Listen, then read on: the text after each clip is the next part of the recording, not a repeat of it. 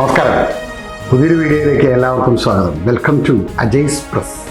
Here what we do is express.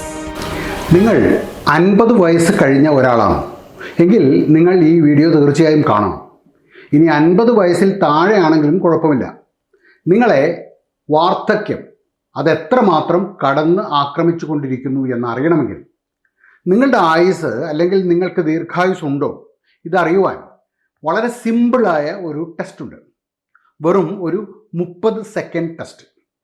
എന്താണ് ഈ test, എങ്ങനെയാണ് ഈ ടെസ്റ്റ് എടുക്കേണ്ടത് തുടങ്ങിയ വിവരങ്ങൾ അറിയുവാൻ ഈ വീഡിയോ സ്കിപ്പ് ചെയ്യാതെ കാണുക. നിങ്ങൾ എൻ്റെ വീഡിയോ ആദ്യമായിട്ടാണ് കാണുന്നതെങ്കിൽ ചാനൽ കൂടി ഒന്ന് സബ്സ്ക്രൈബ് ചെയ്യുക.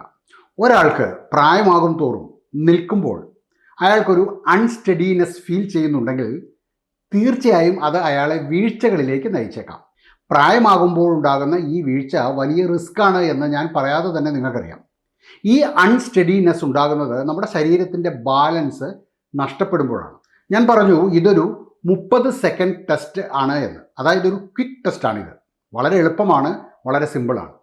ഇതിനാവശ്യം നിങ്ങളുടെ ഒരു കാല് മാത്രമാണ്. മയോ ക്ലിനിക്കിലെ റിസർച്ചേഴ്സ് പറയുന്നത് ഒരാൾക്ക് അയാളുടെ ഒറ്റ കാലിൽ എത്ര നേരം നിൽക്കാൻ സാധിക്കും എന്നത് അയാളുടെ ഏജിങ് അഥവാ വാർദ്ധക്യത്തെ സംബന്ധിക്കുന്ന ഏറ്റവും വലിയ ഒരു മെഷർ അല്ലെങ്കിൽ അളവുകോലാണ് എന്നാണ്.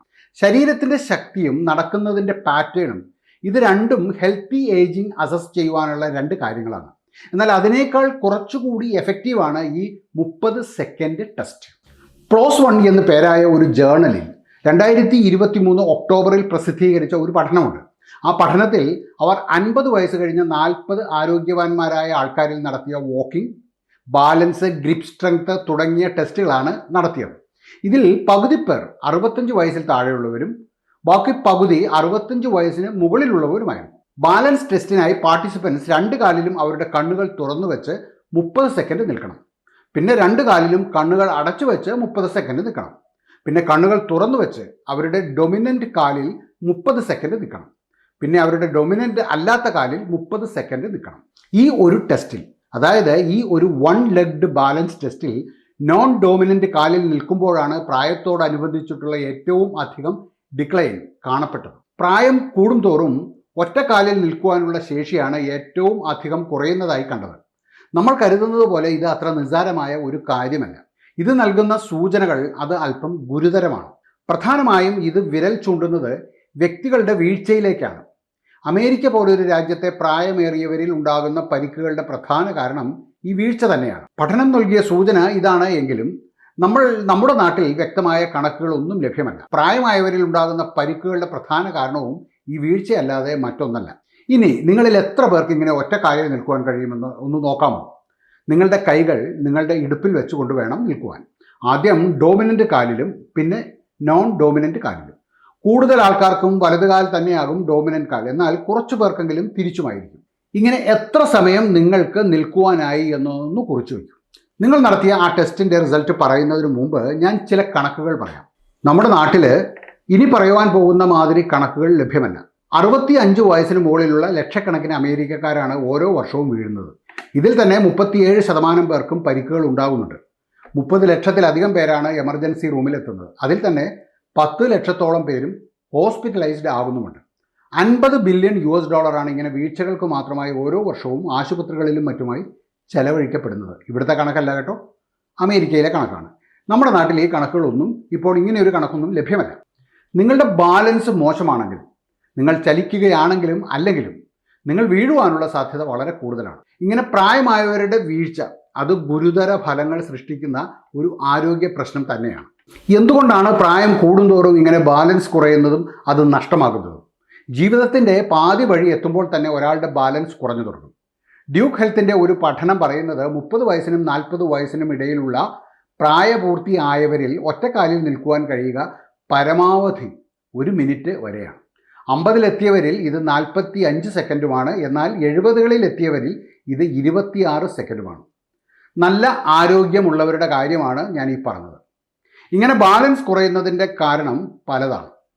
നമ്മൾ നടക്കുമ്പോഴും നിൽക്കുമ്പോഴും എല്ലാം നമ്മുടെ ബാലൻസ് നിയന്ത്രിക്കുന്നത് അല്ലെങ്കിൽ ആശ്രയിക്കുന്നത് പ്രധാനമായും നമ്മുടെ കാഴ്ച അല്ലെങ്കിൽ വിഷൻ, നമ്മുടെ ഇന്നർ ഇയർ ബാലൻസ് അഥവാ ചെവിക്കുള്ളിലെ ബാലൻസ്, അതേപോലെ ശരീരമാസകലമുള്ള നെർവ്സിൻ്റെയും മസിൽസിൻ്റെയും ഒരു നെറ്റ്വർക്ക്, ഇതൊക്കെയാണ്. ഇതെല്ലാം ഒരുമിച്ച് പ്രവർത്തിക്കുമ്പോഴാണ് നമുക്ക് ബാലൻസ് കിട്ടുന്നത്. വിഷൻ അഥവാ കാഴ്ച, നെർവ്സ്, മസിൽസ്, അതേപോലെ ചെവിക്കുള്ളിലെ ബാലൻസിങ് മെക്കാനിസം, ഇതെല്ലാം പ്രായം കൂടുന്തോറും വീക്കാകും. അത് വ്യക്തിയെ അൺസ്റ്റഡി ആക്കും. അമേരിക്കയിലെ ബാൾട്ടിമോറിലുള്ള നാഷണൽ ഇൻസ്റ്റിറ്റ്യൂട്ട് ഓഫ് ഏജിംഗ് പറയുന്നത് ആർത്രൈറ്റിസ്, ഹൃദയ സംബന്ധമായ അസുഖങ്ങൾ, അതേപോലെ രക്തക്കുഴലുകളിലെ ഡിസോർഡേഴ്സ്, ഇതെല്ലാം ബാലൻസിനെ പ്രതികൂലമായി ബാധിക്കും എന്നാണ്. ഇതുകൂടാതെ ആൻറ്റിഹിസ്റ്റമൈൻസ്, ആൻറ്റി ഡിപ്രസൻസ്, ബ്ലഡ് പ്രഷറിന് കൊടുക്കുന്ന മരുന്നുകൾ, അതേപോലെ ഡയബറ്റീസിന് കൊടുക്കുന്ന ചില മരുന്നുകൾ, ഇതെല്ലാം ബാലൻസ് കുറയ്ക്കും. ഞാൻ നേരത്തെ പറഞ്ഞ സിമ്പിൾ ബാലൻസ് ടെസ്റ്റ് അത് നിങ്ങൾ എടുത്തുവെങ്കിൽ നിങ്ങൾക്ക് കണ്ണു തുറന്ന് ഒറ്റക്കാലിൽ നിൽക്കുവാൻ കഴിഞ്ഞു. ഇനി അത് എത്ര സമയം എന്ന് ഉള്ളതാണ് പ്രധാനം.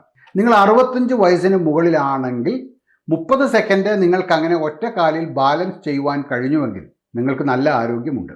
ഇനി ശ്രദ്ധിക്കൂ, 5 സെക്കൻഡ് എങ്കിലും നിങ്ങൾക്ക് ബാലൻസ് ചെയ്യുവാൻ പറ്റിയില്ല എങ്കിൽ അത് അല്പം ഗുരുതരമായ ഒരു കണ്ടീഷനാണ്. ഈ ഒരു ടെസ്റ്റ് ഡോക്ടർമാർ അവരുടെ പേഷ്യൻസിൻ്റെ ബാലൻസ് പ്രശ്നങ്ങൾ അസസ് ചെയ്യുവാൻ സാധാരണ എടുക്കാറുള്ള ഒരു ടെസ്റ്റാണ്. ഇനി ബാലൻസ് ഇംപ്രൂവ് ചെയ്യുവാൻ നമുക്ക് എന്തൊക്കെ ചെയ്യുവാൻ കഴിയും? തലയും ശരീരവും ചരിച്ചും ഉയർത്തിയുമുള്ള പ്രത്യേക രീതിയിലുള്ള ചില എക്സസൈസ് ഇന്നർ ഇയർ ബാലൻസ് പ്രശ്നങ്ങൾ പരിഹരിക്കുവാൻ നല്ലതാണ്. മെഡിക്കേഷൻസ് ഒരു പ്രശ്നമാണെങ്കിൽ നിങ്ങൾക്ക് നിങ്ങളുടെ ഡോക്ടറുമായി സംസാരിക്കാം. നടപ്പ് നല്ലൊരു വ്യായാമമാണ്, പ്രത്യേകിച്ചും ബാലൻസ് ഇംപ്രൂവ് ചെയ്യുവാൻ.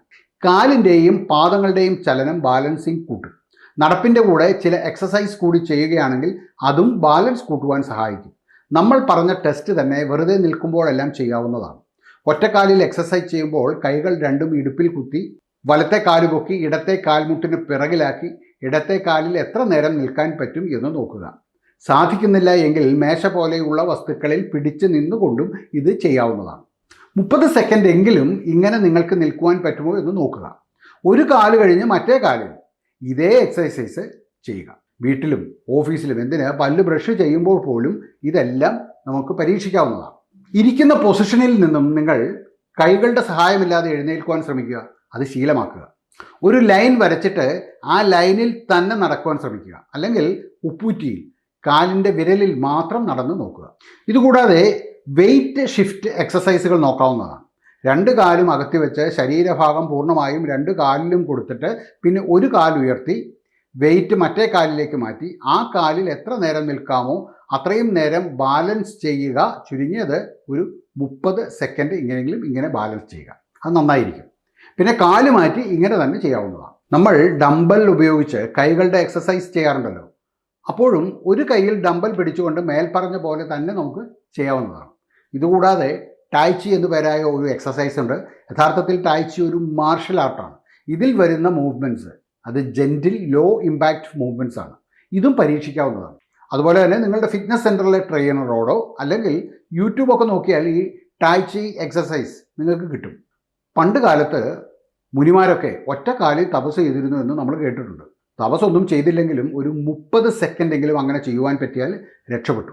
നിങ്ങളുടെ ആരോഗ്യം ഗുഡ് എന്ന് പറയാം. ഇനി അത് കണ്ണടച്ചുകൊണ്ട് 10 സെക്കൻഡ് ആണെങ്കിൽ പോലും അത് ഓക്കെ ആണ് എന്നാണ് വൈപ്പ്. ഈ വീഡിയോ നിങ്ങൾക്ക് ഇഷ്ടമായിട്ടുണ്ടെങ്കിൽ ഇത് മറ്റുള്ളവർക്ക് കൂടി ഒന്ന് ഷെയർ ചെയ്ത് കൊടുക്കുക. എല്ലാവർക്കും നല്ലൊരു ദിവസം ആശംസിക്കുന്നു. നന്ദി, നമസ്കാരം.